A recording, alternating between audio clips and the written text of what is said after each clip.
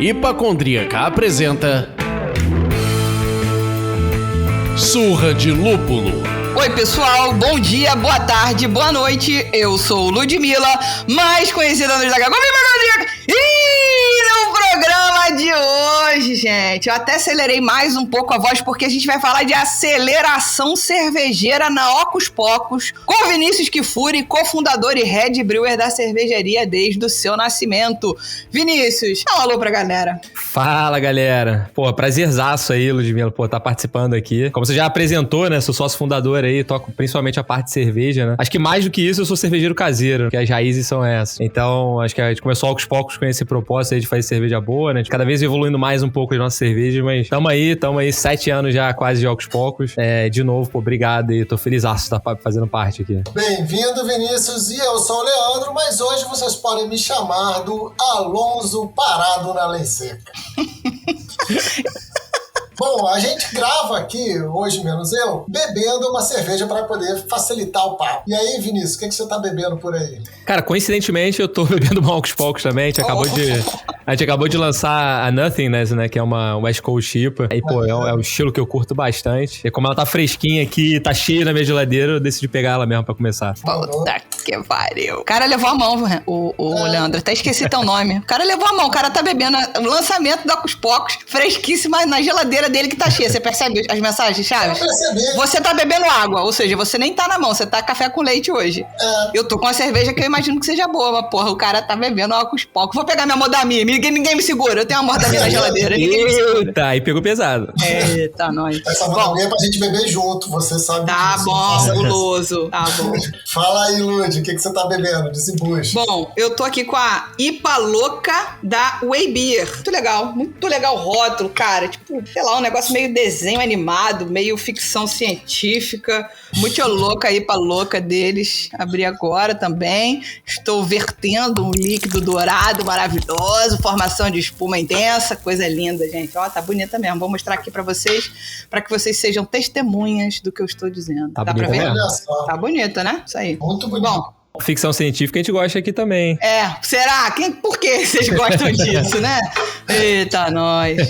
Bom, a gente vai dar uma voadinha rapidinha nos recaditos do coração. E já que a gente vai falar de aceleração, será que nenhuma plataforma quer acelerar o Surra de Lúpulo, não, gente? Ô, B9, Spotify, Amazon, Google Podcast, acelera nós, gente. Acelera nós. Brincadeiras à parte, vocês sabem qual é um dos maiores desafios de um podcast independente? Leandro, conta pra eles. Qual é o maior desafio da gente, Leandro? A gente podia ficar falando sobre milhares de coisas, mas hoje o assunto é audiência. O nosso maior desafio não é editar o programa, não é conseguir entrevistados interessantes que venham aqui contar suas histórias e seus desafios e tal. É alcançar vocês, os ouvintes. Novos ou mesmo os antigos que foram nos abandonando. Não guardo mágoa se você voltar. Então, se você curte o conteúdo que entregamos aqui, mande esse link para um amigo. Compartilhe nas redes sociais. Compartilhar é importantíssimo. E lembre-se de marcar a gente e comentar nos nossos posts o que achou do papo. Dá o feedback pra gente. Esse é o nosso termômetro para saber se estamos fazendo tudo, pelo menos, mais ou menos certo.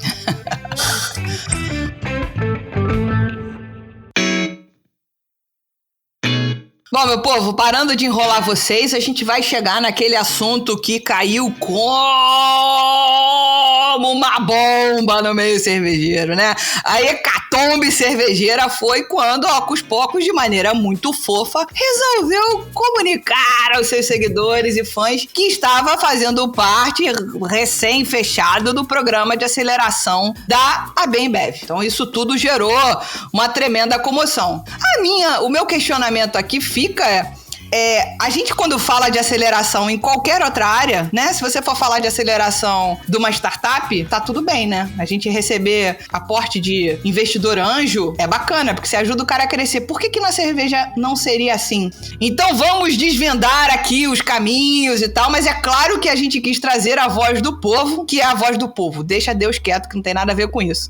Então a gente abriu umas enquetes e uma caixa de perguntas no Instagram da Hipacondríaca para poder saber. Aí Leandro vai agora maravilhosamente orgulhosamente apresentar as duas enquetes e os seus respectivos resultados para podermos evoluir no nosso papo. 95% das pessoas que responderam a primeira enquete falaram que sim, já conheciam o Hocus Pocus. Somente 5% dos nossos seguidores nunca ouviram falar. Ou seja, é uma marca de alcance significativo. Porra, a gente... Maneiro, hein?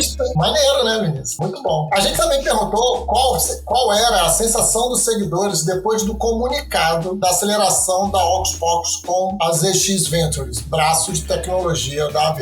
E 68% estavam felizes por vocês. Legal. Já os outros 32% desconfiados. Pô, e que bom que eu tô aqui, talvez pra responder parte dessas dúvidas aí dos 32, né? Exatamente. Se tiver o meu alcance, cara, será um prazer. Com certeza, com certeza. Acho que é isso que é importante. Tá aqui pra bater papo com o povo. Que a voz do povo é a voz do povo. Vamos lá. Vinícius, se apresenta para os nossos ouvintes e fala de você antes e depois da Hocus Pocus. Como diria a Marília Gabriela, Vinícius por Vinícius. Boa. Cara, bom, eu sou o Vinícius, eu fundei a Hocus Pocus com o Pedro, né, lá em 2014, mas antes disso a gente era cervejeiro caseiro, né? Até hoje a gente é cervejeiro caseiro, né? Essa é a parte legal do negócio, inclusive, né? A gente se conheceu no curso lá atrás, em 2012, no curso do Boto, aprendemos a fazer cerveja lá e, cara, como voltamos pra casa do curso, viramos, compramos equipamento, e era todo final de semana fazendo cerveja. Então, obviamente, eu não trabalhava com isso antes, né? Eu sou economista de formação. Trabalhava no mercado financeiro, inclusive, na época. Mas com essa pira aí da cerveja, né? Na verdade, olhando lá pro histórico, então, assim, o meu pai sempre me criou pedindo pra eu provar as coisas, né? Assim, usar meu nariz. Eu sempre tive essa referência lá de trás. Então, ele sempre falava pra eu cheirar tudo, né? Então, eu sempre tive o costume de tudo que eu vou comer ou beber, botar no nariz antes. E ele viajava muito, assim, o mundo inteiro e sempre trazia alguma bebida de algum lugar e falava, cara, você não pode beber ainda, mas pelo menos cheira. Sente esse aroma. Então, eu fui criado aí desde moleque nessa parte sensorial. Mas aí também, quando eu realmente passei um semestre da faculdade de economia na Holanda, e aí eu descobri aquele cenário louco de cerveja lá, né? Aí eu pirei. Puta que pariu. Eu pirei, cara. Pô, os mosteiros belgas ali do lado, todo final de semana que eu tinha de tempo livre, a gente ia lá, visitava, porra, Westmalle, Trapiche Oqueforte, e aí tudo lá. E aí, quando eu voltei pro Brasil, aí sim, eu fui pra esse curso do Boto e conheci o Pedro, né? E a partir daí começou a nossa saga aí com o Hocus Pocus. Então, acho que o início de tudo vem meio que disso, assim, compilado. Maneiro. O cara veio do mercado financeiro, bicho. Ele acreditou na cerveja mesmo, porque ele podia estar com o burro na sombra dele agora. Que loucura, né, cara? Assim, procurar a felicidade à frente do dinheiro, né? Achar que cerveja vai dar mais dinheiro ou mais felicidade. Porque o dinheiro dá dinheiro e permite comprar cerveja. Nossa, a gente ficou preso no paradoxo, gente. A gente, aliás, fica andando preso em paradoxos aqui. Como é que é o nome daquela caixa que tem um gato? Schrödinger. Aí, ó. Estamos presos na caixa do gato. Pronto. E é muito louco isso, porque no início, assim, a gente chegava e falava, cara, vamos fazer cerveja pra economizar dinheiro, sacou? Pra gente conseguir pagar menos, gastar menos dinheiro e fazer a própria cerveja. E a gente ficava nessa pira mesmo no início, assim, tipo, será que um dia a gente vai fazer uma cerveja melhor do que a gente compra no mercado? Aí um dia a gente fez a cerveja e falou, pô, essa cerveja aqui tá boa, hein, cara, eu pagaria por ela. Só que aí a gente vai ver o custo de insumo na época e falou, pô, eu gastei o mesmo preço que eu pagaria nela, né? E aí começou o negócio, cara, então vamos tentar fazer uma cerveja numa escala industrial, vamos fazer 1000 litrinhos agora. Aí começa, pô, beleza, mas se eu for fazer uma cerveja, qual que é a marca, né? Como é que eu lanço uma marca? Como é que a gente cria isso? Aí começa a discussão, não, a marca tem que ser autêntica, a gente tem que colocar referência de coisas que a gente gosta. E aí o negócio vai se desenrolando quando você vê, cara, tá com uma fábrica própria, né? Uma indústria. Então, é muito louco esse caminho. Legal.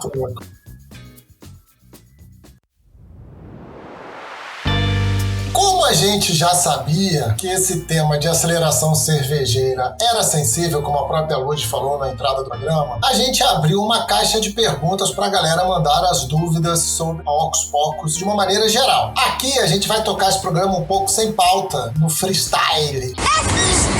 Sabatinando o Vinícius em cima das perguntas de vocês, nossos ouvintes. Isso aí. E aí, eu vou pegar a primeira pergunta, que foi do nosso querido advogado cervejeiro, que eu acho que é a pergunta que dá o chute inicial para as outras, que é como funciona essa aceleração? A ZX, né, é o fundo, é esse braço de inovação da Ambev, né? Acho que de um modelo diferente que eles vinham fazendo lá atrás, que eles fizeram com a Vals, com a Colorado, de uma incorporação total. A gente já vinha conversando há algum tempo e a gente não queria abrir mão da nossa independência, né? Então a gente queria ter um modelo, a gente já sabia pra onde que a gente queria ir, mas a gente precisava de ajuda, né? tanto financeira quanto de mentoria também, né? Para pensar, de fato, os caras são, a maior referência de cerveja no mundo. Então, ter mentorias, né? Ter acesso à parte de gestão, principalmente a parte de qualidade, laboratório. Então, a gente conseguiu... já era um caminho que a gente buscava, a gente sabia que a gente precisava de funding, né? De financiamento. E quando a gente percebeu que a gente ia conseguir não só um funding, mas também uma mentoria, principalmente nessa parte de gestão, e conseguir manter a nossa liberdade criativa, que era o grande medo, né? Quando a gente olhava lá atrás e falava,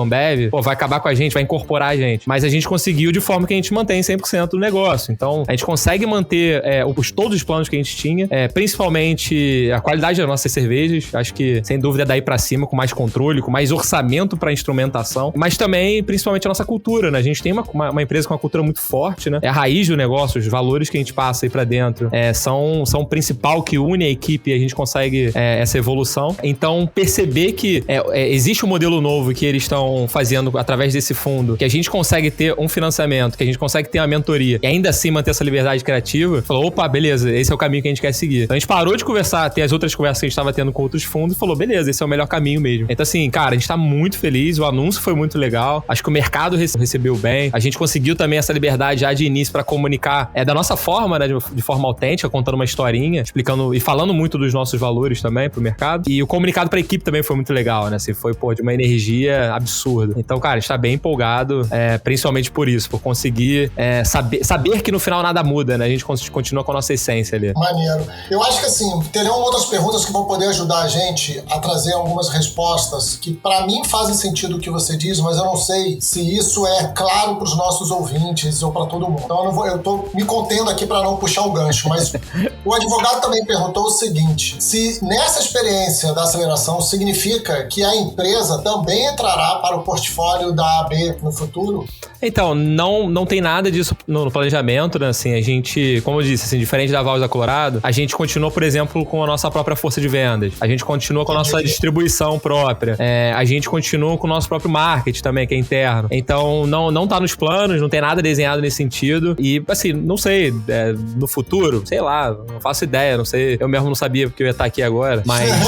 Mas não tem, sem dúvida, não tem nada planejado e volta ao ponto, assim, de nada muda, né? A gente continua com a nossa equipe de vendas, a gente continua com a nossa distribuição. Então, não é do portfólio deles, mas a gente pode acessar algumas coisas. A gente pode acessar, por exemplo, a gente consegue entrar em alguns supermercados que a gente não tinha acesso antes. Mas a gente mesmo, eles só abrem contato. Falam assim, esse cara aqui é o responsável pelo, sei lá, Pão de Açúcar. Pode conversar com esse cara aqui, esse cara aí, é legal. Mas a gente vai fazer tudo, entendeu? Eles só conectam, né? E a gente tá vendo muito isso agora. Eles estão conectando a gente às pessoas responsáveis. Vocês caíram no núcleo de vetores dele, né? Então eles se conectam a todos os fornecedores, todos os parceiros relevantes, né? Perfeito. Isso tá acontecendo muito com o fornecedor também, tá? Aproveitando que você entrou nesse mérito. Eu acabei de sair de um call sobre isso agora, pra ver essas sinergias com fornecedores. E é muito legal ver que, eu consigo acessar uns fornecedores que eu não conseguia antes e conseguir, no final, uma economia também, né? Conseguir uns contratos melhores, né? E, de novo, assim, eles só conectam, né? Eles não vão falar, eles não impõem nada. Eles só conectam e a gente faz a negociação e no final a gente consegue uma coisa melhor. Maneiro.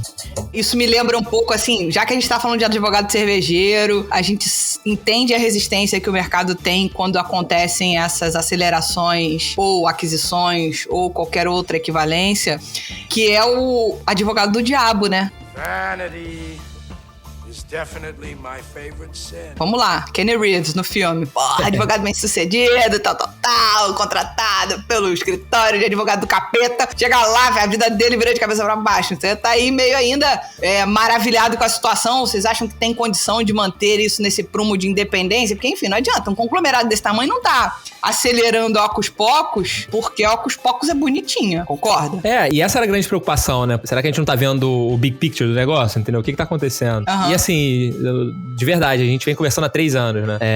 É uma conversa muito longa e no início não fazia sentido, porque a gente realmente tinha uma outra percepção da companhia. Então, acho que ao longo do tempo, principalmente quando a gente ia conhecendo mais pessoas lá, a gente foi percebendo que tava tendo um shift de cultura dentro da Ambev, né? Eu não digo nem só da ZX, tá? Assim, e, eu tive o prazer de conversar recentemente com o CEO lá, o Jean Gerissati. Eu conversei com alguns diretores também na parte de produção. E dá pra ver que mesmo a galera que tá mais tempo na companhia tá percebendo que o mundo mudou. Assim, que não é mais um mundo de exclusividade, não é mais um mundo de vamos bater no peito, vambora, vamos vencer o mundo, sabe? E sim, cara, vamos incluir o mundo também, vamos fazer parte e vamos trazer alguma coisa positiva também. E assim, de novo, você tá certíssimo, pode ser, faz advogado diabo aí à vontade, posso estar sendo mega inocente, mas de todo mundo, 100% das pessoas que eu conheci nesse processo ao longo desses 3 anos, eu senti muita vontade de fazer o bem. Acho que assim, resumindo, vontade de fazer o bem. É isso. Sim, quer fazer dinheiro? Cara, claro, assim, no final, os caras provavelmente têm algum componente lá de market share e trazer aos poucos acaba aumentando o market share também. Não necessariamente é fazer dinheiro, mas às vezes é bater um indicador, que seja.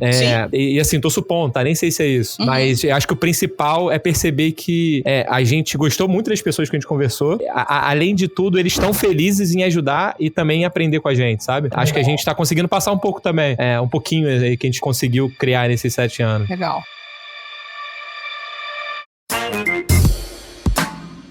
Agora eu vou ler algumas mensagens / incentivo, que é só pra gente contextualizar e as pessoas saberem que a gente tá trazendo a participação delas, tá? Nosso amigo Marcelão queria saber quantos caminhões de dinheiro foram aportados para essa aquisição. Marcelão, a gente já tinha combinado com o Vinícius que a gente não ia falar de valor. Então, enfim, o cara tá feliz. Acho que essa resposta deve bastar, né? Show me, mano. Sem dúvida. Só um ponto, assim, no final, não teve aquisição, né? Então, não existe esse caminhão de dinheiro no nosso bolso, né? E isso eu posso falar, tá? Assim, eu não tô botando nada no meu bolso. Agora, tipo, normal, assim, tem dinheiro investido na companhia pra gente fazer nosso escalonamento, a gente melhorar a qualidade, a gente fazer programa de envelhecimento em barril e tal. Mas no bolso dos sócios não entra nada. É como se fosse um anjo mesmo. É isso. Né? É um investidor anjo mesmo, é isso. Aí tem o Rock and Beers oficial, eles façam o que for melhor para os negócios sem perder a essência e qualidade. Isso é só um desejo de um consumidor carinhoso e querido. E ele tá certíssimo, né? Acho que foi isso que eu falei muito no início, né? A maior preocupação ao longo desses 3 anos de conversa era esse, né? Como que a gente desenha um modelo onde a gente consegue manter realmente o controle de tudo, né? Principalmente nessa parte de liberdade criativa, mas também, por exemplo, o modelo, eu não tenho meta, entendeu? Eu não tenho que demonstrar resultado e mostrar, tipo, cara, olha como é que eu tô batendo os indicadores que vocês colocaram no plano. Sim, de novo, não tem nada disso, né? Eu não preciso reduzir a qualidade dos meus insumos, eu não preciso fazer cerveja barata, não tem nada, assim, essa preocupação que a gente mesmo tinha. Dá pra perceber que eles não querem isso, eles querem aos poucos, porque isso compõe o portfólio. Quando você olha o que eles chamam de ecossistema, e aí, de fato, eles têm empresas que atuam em vários tipos de consumidores, eles precisavam de alguém lá pro high-end, sabe? Que é um pouco que a gente faz, de, tipo, sazonal, lançar coisa nova e conseguir ter um padrão de qualidade ali, e tá sempre trazendo coisas novas pro mercado. Então, se eu perco isso, se eu começo a reduzir custo e piorar a qualidade e perder a essência, eu deixo de compor aquela caixinha que era importante pra eles. Então, não faz sentido nem pra eles no plano, sabe? Quando a gente percebeu isso, a gente viu que era fundamental a gente manter o que a gente é hoje. E aí, acho que esse é o lance todo mesmo do negócio. Maravilhoso. Então aqui eu vou ler mais uma antes do Leandro pegar a carrapeta pra ele, que você já respondeu, mas é só para as pessoas terem noção de que a gente tá trazendo os questionamentos dela. O Gabriel Rebelo pergunta, seria Ocus Pocus a nova Colorado? Você já falou que não é o mesmo viés de modelo. E não só o mesmo modelo, né, mas assim, é muito amplo, né? A nova Colorado existem vários sentidos, você pode olhar. De modelo, de deal mesmo, de negociação, sem dúvida não, foi o que eu expliquei. Mas além disso, assim, a Colorado é uma marca que fala muito com o consumidor craft de entrada, né? A Colorado quase que é um braço estendido pra puxar o cara que nunca bebeu uma craft para o universo artesanal. A Ocus Pocus não é isso, a gente não quer ser porque ele já tem a Colorado, assim, foi o que eu expliquei agora, assim. Não faz sentido eles terem 2 empresas que falam com o mesmo público. Então, a gente entra muito mais num outro segmento que é focado mais nesse high-end mesmo. Então, não é a Colorado. Assim, adoro a Colorado, acho que ela faz um trabalho excepcional ali pra trazer o consumidor do craft. Acho que com alguns rótulos a gente faz isso, mas o foco mais é high-end, né? Sim. E eu acho esse juízo, eu acho curioso esse juízo de valor, né, que as pessoas colocam a nova Colorado e algumas vezes com tom pejorativo. Que assim, a Colorado começou fazendo a produção, tal, parará, e o que ela alcançou com a Ambev depois, quando a Ambev fez ali a aquisição da Colorado, foi muita distribuição, foi alcance em chopeiras de bares que não era se esperado ter isso, foi um outro nível de coisa, que tá muito mais associado a isso que você tá falando, Vinícius, do cara vai começar a experimentar uma craft, do que realmente mudar as características do produto. Ela continua sendo a mesma Colorado, a mesma cerveja, cara. É isso, cara. E assim, eu tive o prazer de ir na Colorado essa semana. É legal que a gente tá falando disso. Eu passei 2 dias lá, né? E vendo vendo toda a parte de processo e cuidado e tal. E cuidado, principalmente que eles têm uma coisa muito legal, que é o cuidado com o fornecedor, né? Eles desenvolveram fornecedores lá atrás, né? Era da ideia lá do Marcelo, de ter fornecedores locais, né? E eles ajudaram a escalar os fornecedores também. Por exemplo, o fornecedor de mel lá. Eu já ouvi gente falando, por exemplo, mas não é o mesmo fornecedor de mel, eles reduziram o mel. Cara, ao contrário, assim, eles ajudaram a escalar a operação de um fazendeiro local, sabe? Fazendeiro não, porque é um apiário, mas enfim, eu concordo contigo, Leandro, assim, eu não vi isso, eu não vi uma queda de qualidade. Eu sou fãzaço da Demoiselle. A Demoiselle foi a primeira cerveja brasileira que explodiu a minha cabeça, que eu falei, caralho, tem café na cerveja. Fantástico. Mas, de novo, é outra proposta. Eles não estão, assim, a gente tá um pouco mais preocupado com, tipo, inovação e lançar coisas novas e tal, e eles têm mais essa preocupação em trazer o consumidor ali de entrada, né? Isso é uma proposta diferente. E, assim, voltando só, são modelos diferentes. Eu tô falando assim, mas, tipo, eles são da Ambev, a gente não é da Ambev. A gente só foi acelerado pelo fundo de bebidas. Então, tem essa distinção também. É legal falar disso, porque fazer um comentário de uma pessoa que conheceu muito a Colorado desde o começo e bebe Colorado até hoje, a Bia Morim, que é a nossa fada madrinha, e, enfim, ela falou, cara, talvez Colorado, a Índica, ela seja tão boa hoje quanto ela já foi antes, porque o acréscimo de qualidade, o acréscimo de repetibilidade da receita de uma estrutura dessa gigante é tão grande, é tão importante que faz diferença também para uma cerveja independente, entendeu? Ainda mais nos idos de, sei lá, não me lembro quando a Colorado foi comprada de fato pela Ambev, eu não tenho essa data de cabeça, mas eu me lembro de em 2013 ir no primeiro Mundial do LabR aqui no Rio, e a Colorado tá lá ainda como independente, e algum tempo depois, ela foi incorporada. Então, em alguns casos, dependendo de quando isso aconteceu, se a gente for falar de 2014 pra cá, já são 7 anos, ou o tanto que a Ocus Pocus evoluiu, ou o tanto que a Colorado evoluiu também, né? Não mais como uma marca independente, mas uma marca dentro de um grande grupo, mas que, enfim, né? Soube o que fazer com isso. Perfeito.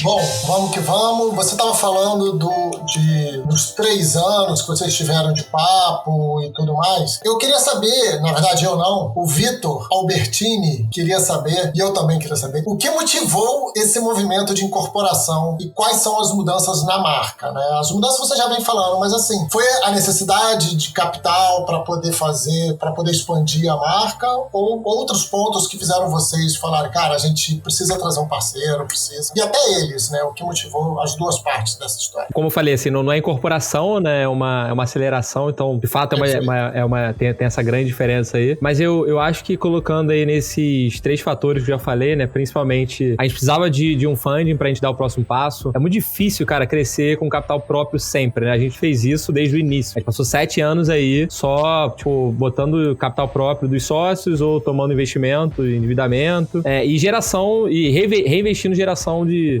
receita do próprio negócio. Então, você nunca consegue executar todos os planos que você precisa, né? A gente, por exemplo, o programa de envelhecimento de barril, cara, é algo que eu quero fazer há algum tempo, mas eu não queria não queria fazer um negócio mais ou menos. Pra fazer isso, tem que ter um orçamento um pouco maior. Aí junta isso com a necessidade, a vontade, na verdade, de ter um laboratório próprio mesmo, né? Tanto físico-químico quanto microbiológico. Então, pra isso, eu também preciso de um puta fund. Então, a gente já sabia que pra dar o próximo passo, a gente precisava trazer dinheiro. Então, essa era a preocupação principal. Segundo, a gente tava remando sempre fazendo o que a gente acreditava, o que é muito bom. Tipo, a gente sempre ia atuando com os nossos conhecimentos, trazendo a equipe pra ajudar também. Mas esse acesso a realmente esse tipo de mentoria acelera muito, né?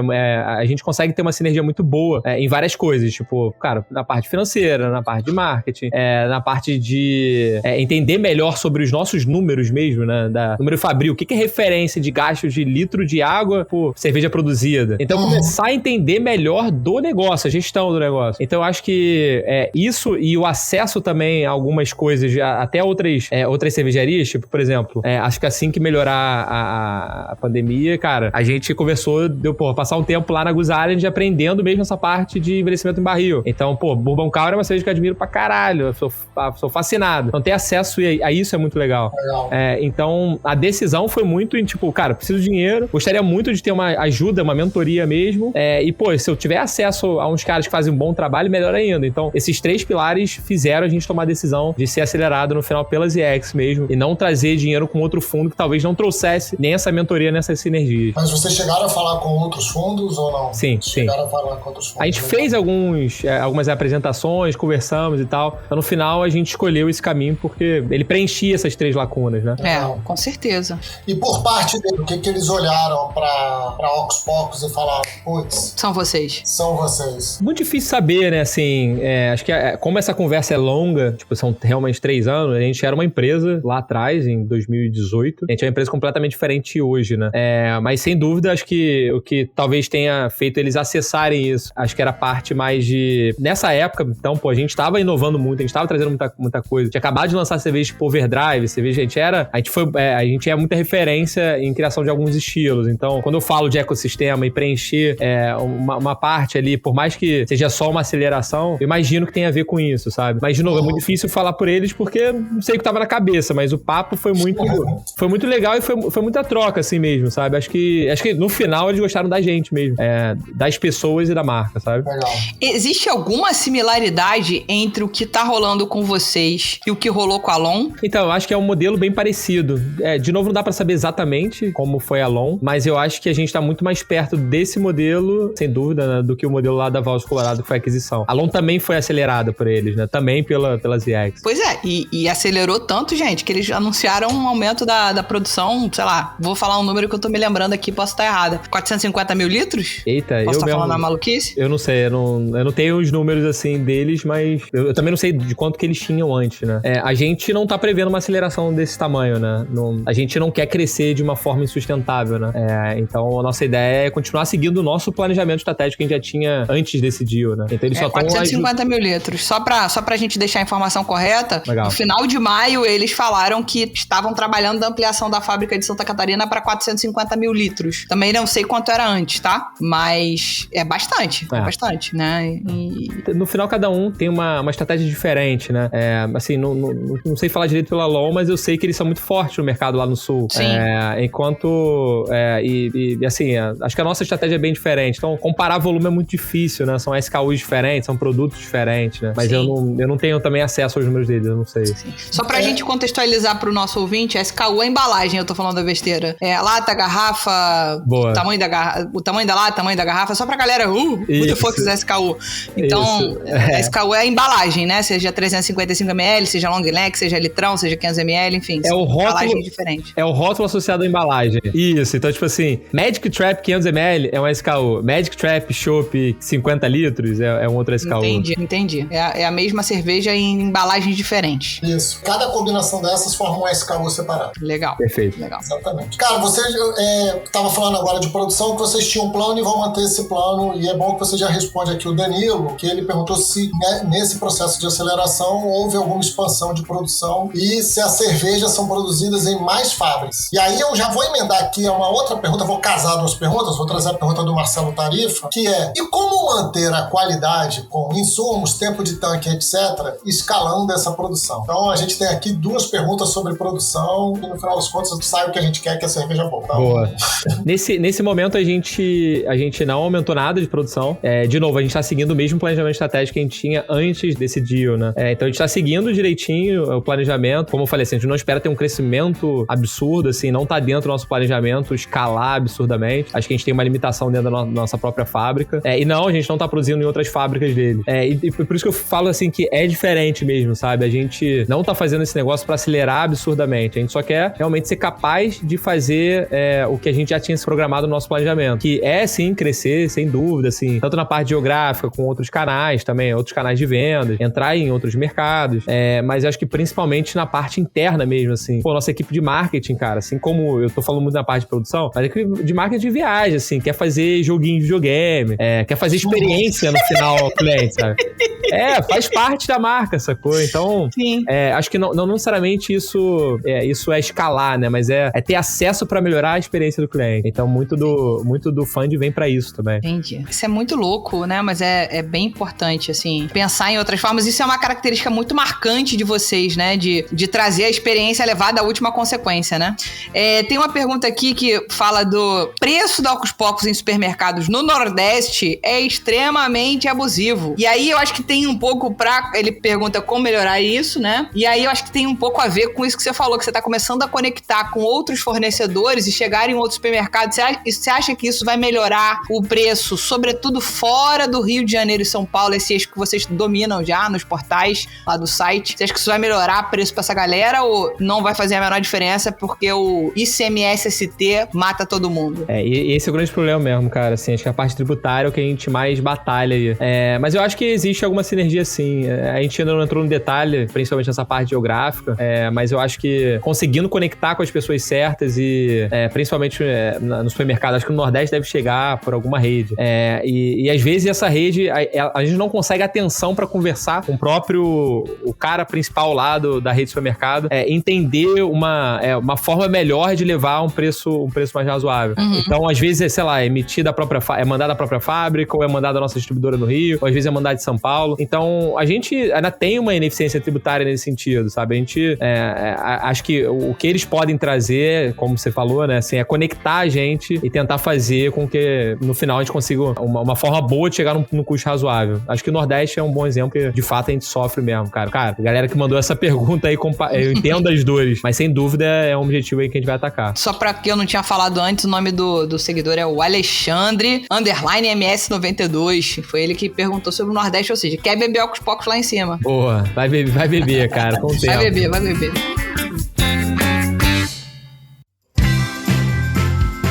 Já que você falou que ele vai beber, eu vou casar aqui com a pergunta do Flávio Padilhas. Terão alcance nacional agora? Então, a gente, mais uma vez, nada muda e a gente segue o nosso planejamento. Então, a gente continua focado ainda pra conseguir melhorar ainda toda a estrutura nesse trecho Rio-São Paulo. E aos poucos a gente tá abrindo outros estados, né? Por exemplo, Minas Gerais. A gente acabou de entrar em Minas Gerais agora com uma distribuição própria. E tem outros estados que a gente também tá no nosso radar. Mas, sem dúvida, não é pra fazer isso de uma vez, sabe? Uma grande preocupação, assim, é não fazer de uma forma insustentável esse crescimento. Então, cara, é um estado de cada vez. Cada estado tem a sua complexidade, cada estado trabalha com uma forma diferente, principalmente nessa parte de tributação. Tem barreiras diferentes, né? Algumas barreiras tributárias, outras barreiras de mercado mesmo. Transportadores diferentes. Então, é complicado. Então, em vez de tentar atacar de tudo de uma vez, cara, vamos um passinho firme, sabe? A gente não tem desespero pra crescer, sabe? A gente vai fazendo só... porque crescer aos poucos é a forma sustentável pra gente conseguir preservar a qualidade e cultura. É isso. Você tinha comentado, a gente falou de produção, você tinha comentado que você tem batido muito nesse ponto de crescer de forma sustentável. E há pouco tempo vocês fizeram uma mudança de produção. Vocês saíram de quanto e estão produzindo quanto hoje? Acho que eu não sei de qual que você tá falando desse salto. Assim, o que a gente fez em 2018 a gente mudou, né? A gente era uma cervejaria cigana, né? E a gente montou nossa fábrica própria. Isso não trouxe ganho de volume, né? Mas isso certamente trouxe mais uma atenção ao processo do início ao fim. A gente hoje tá com uma produção média na fábrica por volta de 50 mil litros. E a gente não tem crescido muito, assim. Principalmente porque a gente tá na pandemia, a gente teve um crescimento legal e tal no último ano, mas, de novo, não são saltos, né? A gente começou lá atrás com 1.000 litros, a gente passou muito tempo sendo cigano, por volta de 20 mil litros, a gente migrou pra 30 mil, a gente deve vender por volta disso hoje. Legal.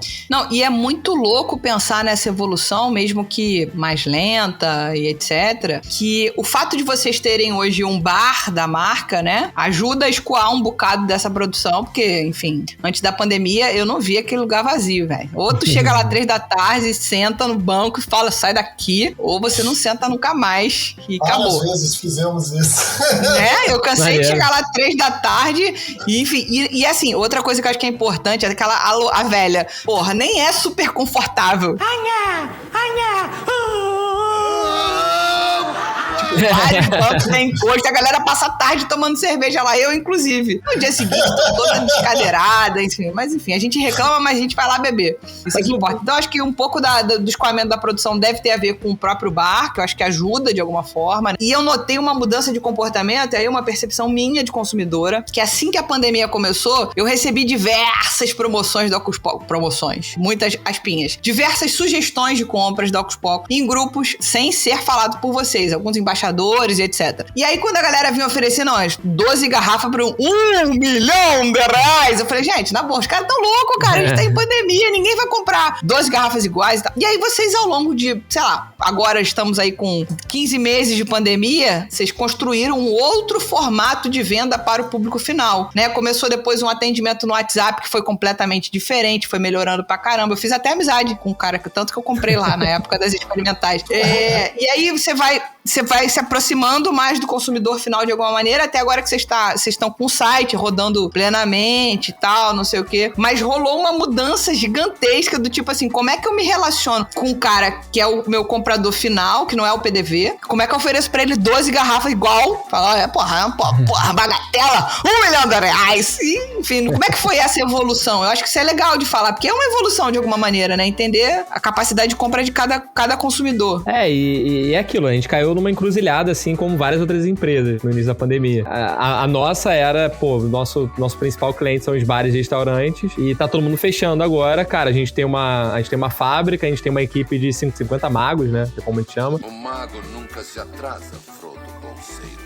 Uhum. Cara, como que a gente sustenta essa galera, né? Como que a gente consegue manter a equipe viva ali, tipo, como a gente não demite todo mundo, como a gente mantém o salário. De alguma forma, a gente tinha que trazer faturamento de outra forma. Então, a gente era muito focado aí no B2B e a gente falou, cara, vamos começar a abrir, então, um pouquinho o B2C, vamos tentar começar de alguma forma. Fazer um site é algo que demora muito tempo. Não tava nos nossos planos ter um site, mas a gente precisava acessar esse consumidor final, que você falou. Uhum. Então, a gente falou, cara, vamos começar pelo WhatsApp, vamos sair, vamos montar um esqueminha aqui, vamos redirecionar os nossos vendedores que atendiam os bares pra atender o WhatsApp e, cara, foi todo mundo ali pelo bem do negócio, sabe? Pra gente, de fato, sobreviver. E deu certo, assim, obviamente a gente tava longe de conseguir o mesmo faturamento, mas em paralelo a isso, nosso financeiro também foi fazendo um puta trabalho pra conseguir algum tipo de financiamento, algum subsídio aí, alguma coisa pra manter a gente vivo também, alguma linha de crédito, conseguir uma coisa ou outra. E aí o somatório de tudo foi legal pra assim, de novo reforçar a cultura, né? Ver que o time tava ali todo mundo preocupado em realmente sobreviver. Então, mas ao mesmo tempo foi muito bom porque a gente antecipou essa criação desse canal com o consumidor final, que, como você falou, assim,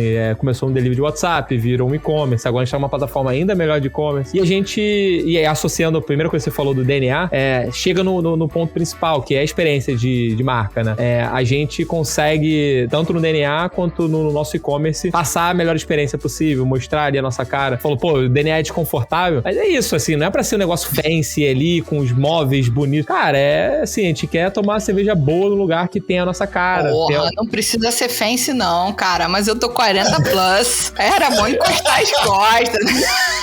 Porra, agora tá rolando esse videozinho aí falando que a gente não é mais jovem, Leandro. Você tá acompanhando? Eu vi, porra, mas eu achei mais divertido que a galera que trabalhava nas minhas equipes mais jovens e que riam da minha idade, agora estão se vendo nesse vídeo.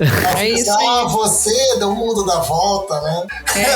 Então, tipo assim, porra, um encostinho no banco, gente. Aquela assim, já que eu tô aqui com um cara que, porra, pode mandar alguma parada, vamos dar um recado, encostinho no banco. Eu sei que pandemia e tal, mas... Arruma um encostinho que só vai ser colocado quando a luz for, sacou? Vamos botar um banquinho lá escrito, hipocondríaca. Olha que isso vai gerar uma inveja no meio cervejeiro, meus amigos. Boa. Mas é isso, assim, a pandemia foi importante pra gente realmente se desenvolver nesse canal B2C, manter, perceber que o time tava todo junto. Em paralelo, cara, assim, a gente fez esse trabalho aí de, principalmente nós sócios, ligar pros PDVs também, oferecer ajuda, ver como que a gente podia ajudar. Eu lembro que tinha muita gente que tava começando a trabalhar com growler, e a gente conseguiu fazer uma compra boa de growler, pet, né? E aí a gente conseguiu jogar pra alguns que não estavam conseguindo ter acesso. Rolar prazo de pagamento, sei lá, assim, a gente ouvia muito, né? Eu mesmo peguei o telefone e liguei pra muita gente, entender como que dava pra ajudar, sabe? Porque, obviamente, infelizmente, nem todo mundo conseguiu sobreviver nessa. Mas, cara, foram os caras que ajudaram muita gente, ajudam muita gente até hoje, né? É uma relação, a cadeia inteira é uma relação muito legal, né? Então, tem que, obviamente, a gente tá construindo um canal B2C, mas ao mesmo tempo, preocupado também em preservar a relação e ajudar também quem precisa. Show.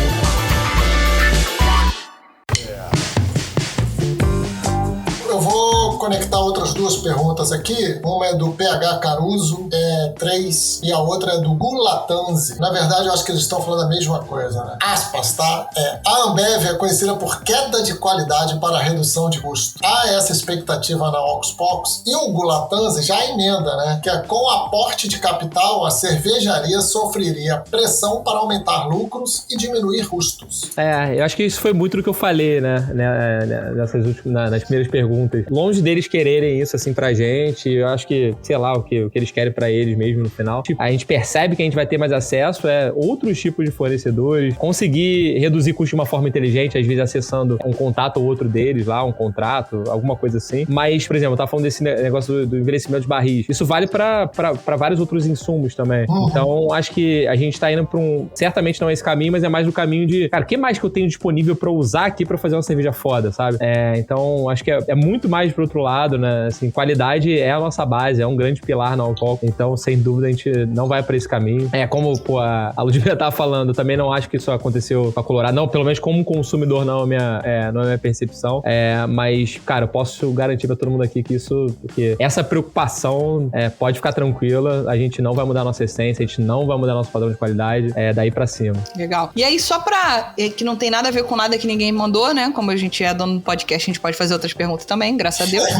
Você comentou em algumas situações que um dos anseios era ter a mentoria de gestão, ter o aporte de capital, que você já tinha ido buscar em um outro fundo, mas que vocês tinham objetivos muito claros dentro do Ocus Pocus do que seria para usar esse recurso. E aí você falou algumas vezes sobre envelhecimento em barril, né? Então entrega assim, qual é o projeto Ocus Pocus com a aceleração da ZX, assim, sabe? Tipo assim, bom, no universo perfeito, o que a Ocus Pocus quer com isso? Acho que primeiro, nessa parte de expansão, sem dúvida, é conseguir essas sinergias para, de fato, acelerar, né? Conseguir outros canais de venda.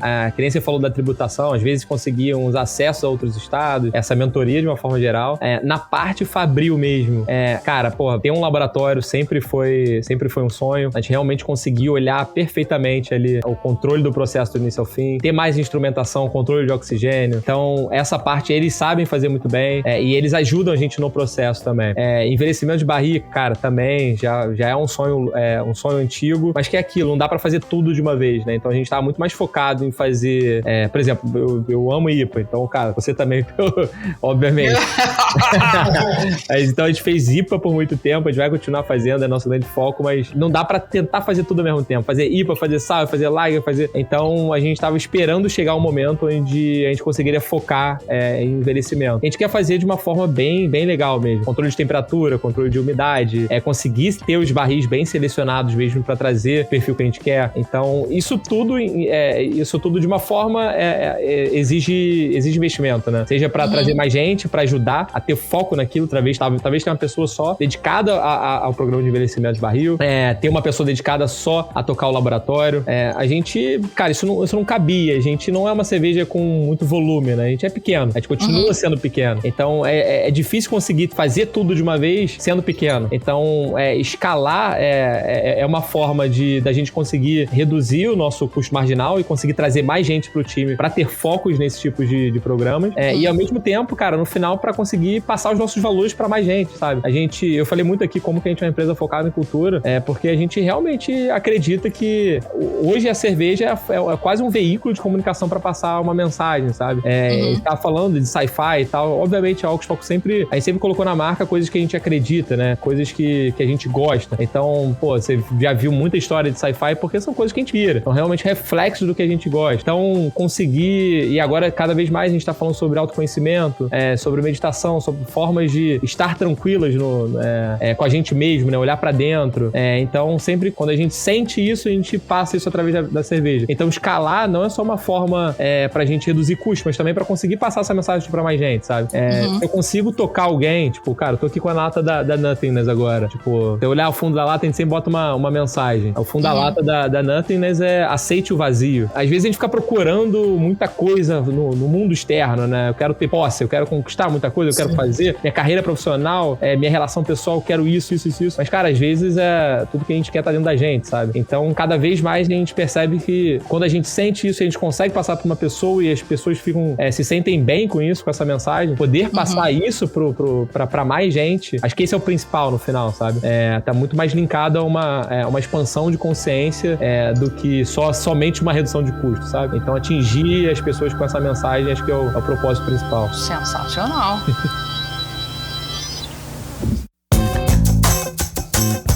Vou fazer aqui 2 mensagens que mandaram pra vocês sobre cerveja mesmo, né? A Papo de Sommelier perguntou: a icônica Overdrive vai voltar?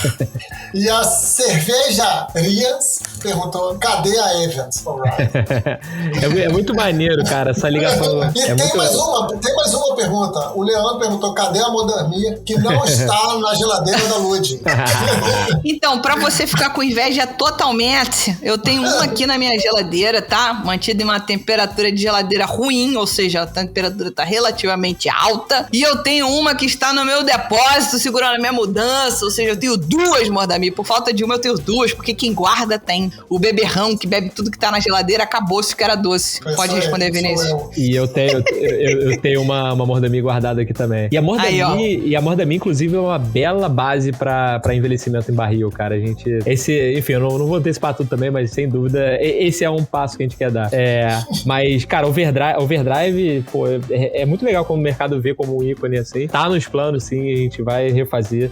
A Overdrive é uma cerveja que, como ela tem muito detalhezinho de processo, ela realmente dá trabalho. Às vezes a gente não consegue acessar o lúpulo do jeito que a gente quer, a gente não tem o mesmo frescor do Citra, por exemplo, a Single Hop Citra. Às vezes a gente não consegue o fermento propagado da forma certa. Então, é quase como uma junção de um monte de ácidos, um alinhamento de ácidos ali pra gente fazer Overdrive. Mas quando a gente olha e tá tudo certinho, a gente fabrica ela. Então, ela não tá no plano, mas quando as coisas acontecem, surge, vem aquele Citra fresquinho, safra nova, o fermento tá ali com a melhor viabilidade, junta isso tudo e a gente faz um lote dele pra sempre ter a melhor experiência. E é legal quando alguém perguntou da Event, cara, a Event Horizon ainda é a minha IPA preferida da Oxbow. É um perfil que eu gosto muito, cara. E a gente faz ela com um pouquinho mais de frequência que o Overdrive, né? Mas também tá no radar aí acho que talvez não pro início, mas pro final do ano.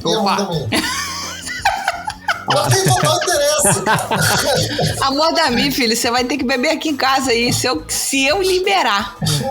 E amor da minha ideia é isso, é fazer uma produção nova pra colocar em barril. Mas primeiro... Em 2050 ela fica pronta. Pois não deixa envelhecer tanto assim não, porque quem tem sede tem pressa.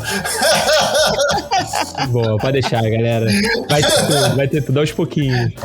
A gente gosta de dar um passinho de cada vez. É isso, quem tem sede tem pressa, né? Quem tem fome tem pressa, quem tem sede tem pressa. Enfim, a gente trouxe aqui, uma grande maioria de perguntas, a gente deve ter recebido para mais de 30 perguntas, tá? E não dá para caber tudo num papo apenas. Eu vou deixar aqui uma última pergunta, que é da cervejaria Jamile, que são os queridos. E aí eles perguntam, me diz onde, quando e como, que eu também quero. Ele que também quer ser acelerado. Teve uma pergunta muito boa aqui, que a gente ia esquecer e a gente não podia esquecer, deixa eu achar aqui. Aqui, é da RC Soares. Como é que vocês foram selecionados para o programa de aceleração? Você já falou que não foi um programa, vocês não concorreram, eu pelo menos não entendi isso. Vocês já estavam conversando com eles há algum tempo e surgiu o melhor momento agora. Ou houve de fato uma inscrição para um programa de aceleração? Se sim, como foi? É isso, não teve nenhum programa, nada, né? Assim, a gente só um dia recebeu mensagem, marcou um papo no DNA e aí começou a trocar de ideia, não tinha nem... o papo começou muito em, cara, como que eu posso fazer pra ajudar, sabe? A gente tá olhando esse setor de craft craft independente. O que eu posso fazer pra ajudar? E aí o papo foi evoluindo em outros aspectos, né? Então, foi uma coisa muito natural, né? Tanto que não tinha um plano de como que a gente vai fazer esse negócio dar certo, né? E a todo momento eles percebiam que o principal era ter liberdade criativa. Então, acho que até lá atrás não fazia muito sentido, né? Porque não existia esse modelo. Então, é isso. Não teve inscrição, não existia um programa. Acho que a gente só foi se aproximando e vendo que tinha sinergia, não só da parte fabril e tal, mas tinha cada vez mais sinergia de cultura também, sabe? Legal. E eu não sei como faz pra fazer parte, assim. Eu não participo disso. Então, acho que, sei lá, não sei nem como indicar pra isso. Eu acho que ele tava meio que brincando, querendo também fazer parte comer esse bolo. Eu li algumas notícias hoje falando sobre a aceleração, acho que é acelerador mais 100 mais, que é da Ambev, mas para outras empresas que estão ao redor da cerveja, né? Que falam com água, que falam com plantação de insumos, que falam de outras coisas, que estão ali para ajudar, porque isso agora é um dos pilares da companhia, né? Você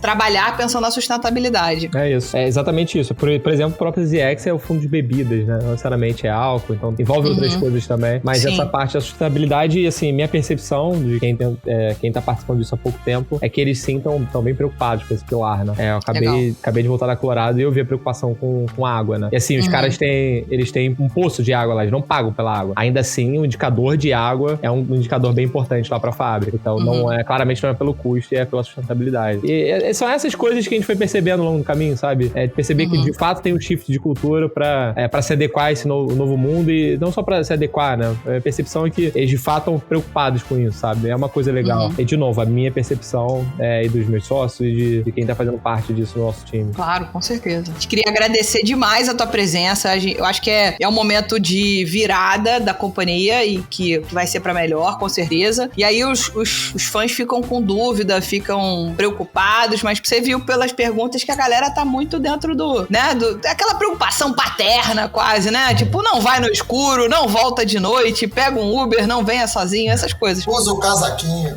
Exato. Leva o guarda-chuva, usa o casaquinho. Então, muito obrigada de toda forma por ter participado com a gente. Beijo grande pro Pedro, que não esteve aqui conosco hoje, mas está aqui de alguma forma, dessa forma mágica da Ocos Pocos. Boa. E acho que o principal é isso, cara, assim, acho que é falar pra galera que o negócio veio pro melhor mesmo, sabe? Eu falo isso com muita certeza. Eu já tinha muito essa expectativa antes, desde de ter acontecido o negócio. As pessoas estão muito à disposição, recebendo a gente muito bem, querendo ajudar, sabe? Tá realmente muito legal. E sem dúvida, cara, acho que é positivo pro mercado como um todo, sabe? E assim, de novo, obrigado aí por poder participar e falar um pouco disso. Essa é uma parte muito legal do negócio, cara, conseguir passar a mensagem direto ao consumidor final. Então, brigadão aí mesmo pela oportunidade, Luiz. Show. Valeu mesmo também, Leandro. Cara, obrigado, Vinícius, por ter vindo. Foi muito legal, assim. Eu tinha várias dúvidas que os próprios ouvintes fizeram. Acho muito bom vocês poderem falar e poderem trocar isso com a gente. Fico muito feliz de você poder falar de uma forma tão aberta e tão legal. Mais uma vez, muito obrigado. Obrigado, gente. Valeu mesmo. É isso. Então a gente vai aqui ler rapidamente o nome de cada um dos seres humanos que mandaram pra gente as perguntinhas pra sabatinarmos o Vinícius. Então, Hudson RP Bier, Maria Lopes BH, André Lopes, o querido advogado cervejeiro, Marcelão Leal, Eric do Rock and Beers Oficial, Kleber Medeiros, Gabriel Rebelo, Danilo Monteiro de Oliveira, Marcelo Tarifa, Vitor Albertini, Bárbara Soares do Papo de Sommelier, Alexandre Souza, Rita Soares de Cardoso, Gula Tanzi, e Flávio Padilha e Pedro Henrique, não é o Cardoso Caruso. Muito obrigado, galera. A gente conta com a participação de vocês sempre. E é isso. Valeu!